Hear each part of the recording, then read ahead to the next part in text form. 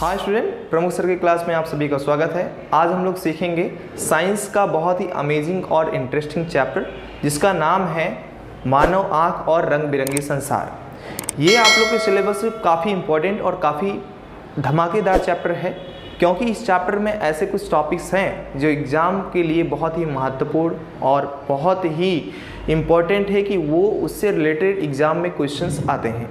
ठीक है, और वो विद्यार्थी जो इस ईयर 2021 में कोई बोर्ड एग्जामिनेशन में यदि अच्छे स्कोर करना चाहते हैं तो आज जो टॉपिक चलने वाला है उसको मस्ट भी आप कंप्लीट कर लो। क्लियर, ताकि आपको सारी चीज़ें जो हैं वो आपकी क्विक रिवीजन भी हो जाए और अच्छे तरीके से आपका तैयार भी हो जाए। तो चलते हैं लेक्चर में एक नए इंपॉर्टेंट टॉपिक के साथ। हाँ तो विद्यार्थियों मित्रों, चलते हैं हम लोग अपने क्वेश्चन की तरफ।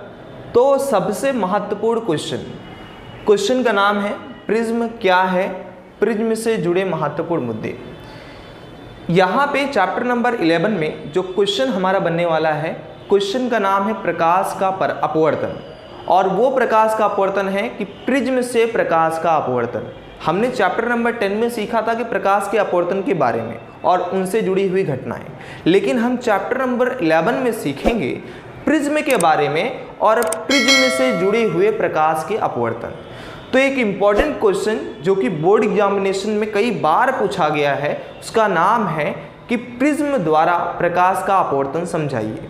ठीक है, आकृति के साथ। तो उस क्वेश्चंस को कंप्लीट करने से पहले सबसे पहले हमें तो प्रिज्म के बारे में जान लेना बहुत ज़्यादा जरूरी है। क्लियर, क्योंकि हम प्रिज्म के बारे में ही नहीं जानेंगे तो आगे का जो प्रिज्म का जो टॉपिक चलाएंगे उसमें आपको कुछ नहीं समझ में आएगा। क्लियर, इसलिए ये टॉपिक को आपको समझना बहुत ही जरूरी हो जाता है।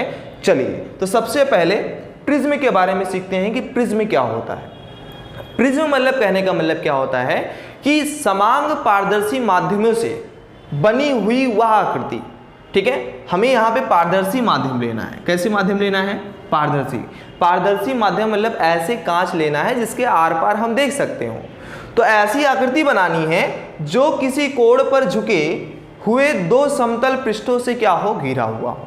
ठीक है, मतलब दो समतल पृष्ठ, एक सतह है और इसके समतल पृष्ठों से क्या है, दो समतल पृष्ठ से क्या है, एक आकृति घिरी हुई है। तो ऐसी आकृति को हम बोलेंगे प्रिज्म। क्लियर, जैसे आप लोग की किताब में शायद तक डायग्राम इस प्रकार से दिया होगा, इस प्रकार से आप लोग के डायग्राम दिया होगा प्रिज्म के बारे में, ए बी और सी।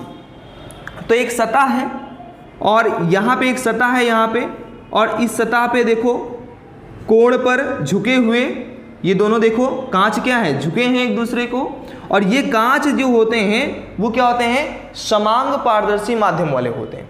ठीक है, मतलब दोनों का जो शेप होता है ये और ये वाले का, तीनों का समान होता है।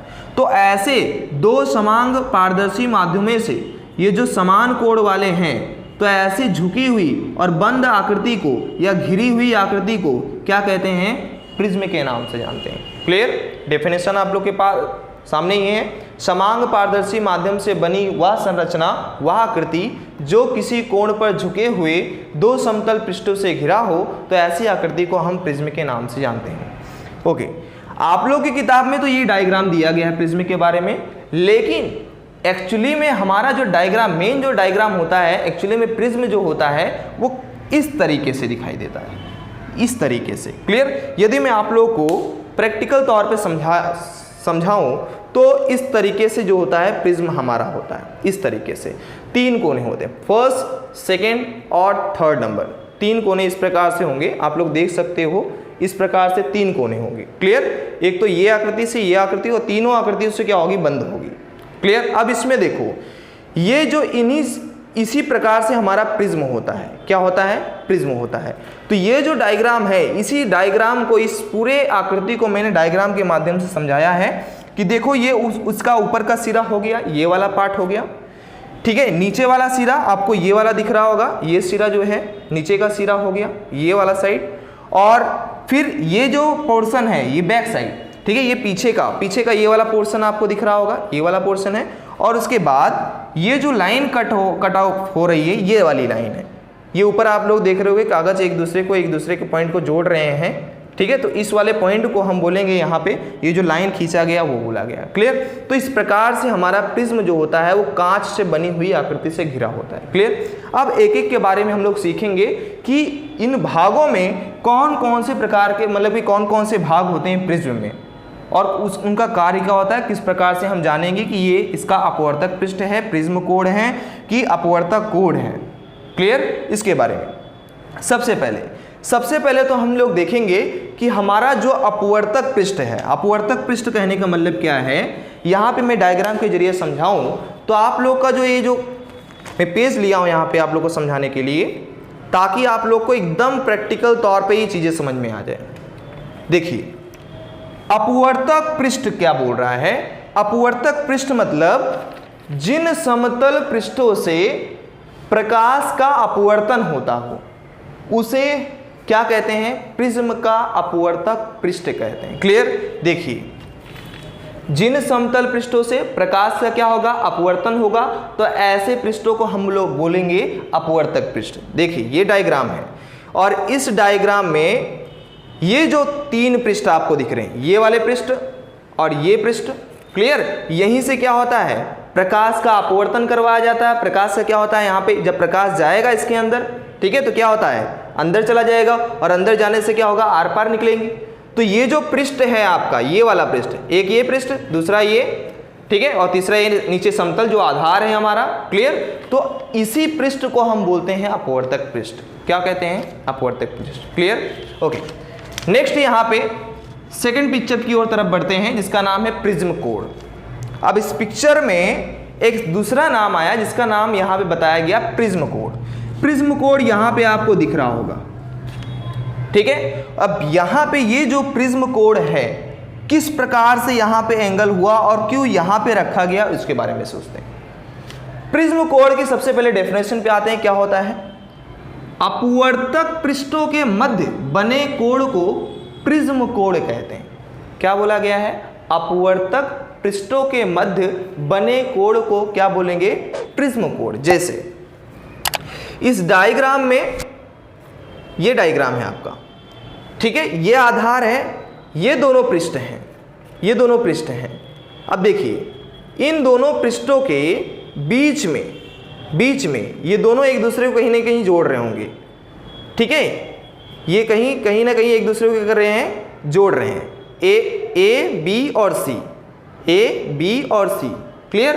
तो यहाँ पे ये जो कोण है, ऊपर वाला जो भाग है, यहीं पे कोण बनेगा और इसी कोण को हम बोलेंगे प्रिज्म कोण। क्या कहेंगे, प्रिज्म कोण। अगर मैं इसे ए बी से डिनोट करूं तो एंगल ए मेरा क्या होगा, प्रिज्म कोण होगा। क्लियर सभी को। Okay, no doubt. ओके, तो यहाँ पे प्रिज्म कोण क्या होता है, अपवर्तक पृष्ठों के मध्य बने कोण को हम क्या कहते हैं, प्रिज्म कोण के नाम से जानते हैं। जैसे ये डायग्राम है, मैंने ये डायग्राम है, इस डायग्राम को देखो मैंने यहाँ पे उतार लिया है, इस प्रकार से दिख रहा है डायग्राम। तो एंगल ए मेरा क्या होगा, प्रिज्म कोण होगा। तो यहाँ पे भी आपको देख रहे होगे, ये जो डायग्राम है इसमें, इस प्रिज्म में एंगल ए मेरा क्या है, प्रिज्म कोण है। क्लियर। आई होप आप लोग को बिल्कुल। थर्ड जो हमारा है उसका नाम है अपवर्तक कोण। अब अपवर्तक कोण के बारे में सीखते हैं कि अपवर्तक कोण क्या होता है। दोनों अपवर्तक पृष्ठों के मिलने से बने कोण को अपवर्तक कोण कहते हैं। जैसे ये मेरा प्रिज्म का डायग्राम है,